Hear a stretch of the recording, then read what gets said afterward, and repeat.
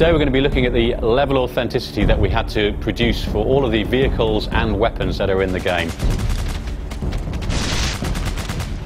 Now, I love guns, but how many of you have actually handled a real gun? I can tell you one thing, it's not like an air gun or anything like that.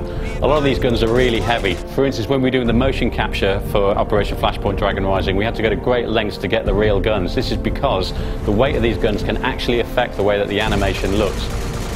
We use military specialists in our motion capture sessions to make sure that our characters in game move with a lot of weight, like real soldiers do. So we actually loaded the motion capture actors up with webbing. We put lots of lead in that webbing to make sure they move with weight and purpose.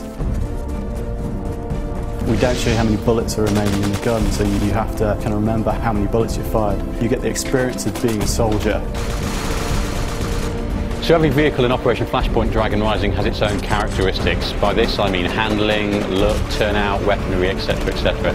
Everything from the smallest Jeep to the largest chopper, you'll find a completely different handling experience, but also something that's accessible. You don't need to be able to play a flight sim in order to fly a helicopter in Operation Flashpoint. So when you're driving a 55-ton tank, that's going to feel very different to something like a DPV, which is a very light, agile vehicle.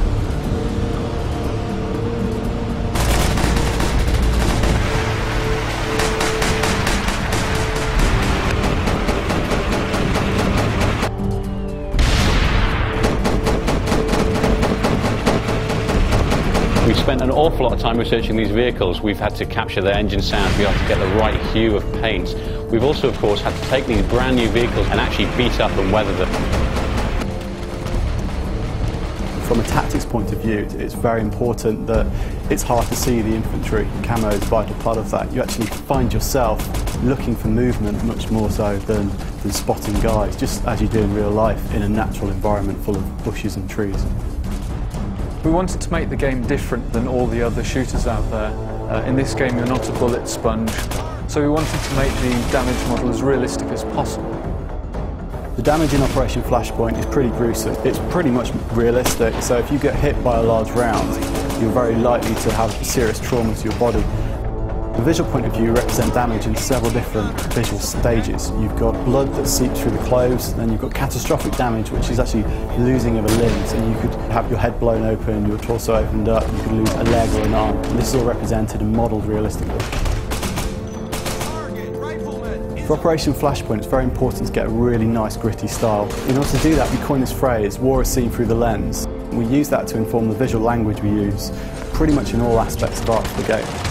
We use reportage photography, very striking black and white war photography that you've seen for all conflicts from World War II, Vietnam to modern day conflicts. That's typically very high contrast, black and white imagery, very striking. We use that to directly inform the look of the front end. The EGOS technology gives us a lot of post-production systems we can use, so film grain, colour casts. We use each of those to create a very, very unique aesthetic for each mission and each time of day. With over 60 variations of weapons in Operation Flashpoint Dragon Rising, it's difficult to choose a favourite. However, if you pin me down, I'd have to choose this one. The M4. It's versatile, it's rugged, and it's adaptable. And what's more, if you point it at things and pull the trigger, it kills them. For more personal situations, I prefer to go for 45 automatic, of course, just in case.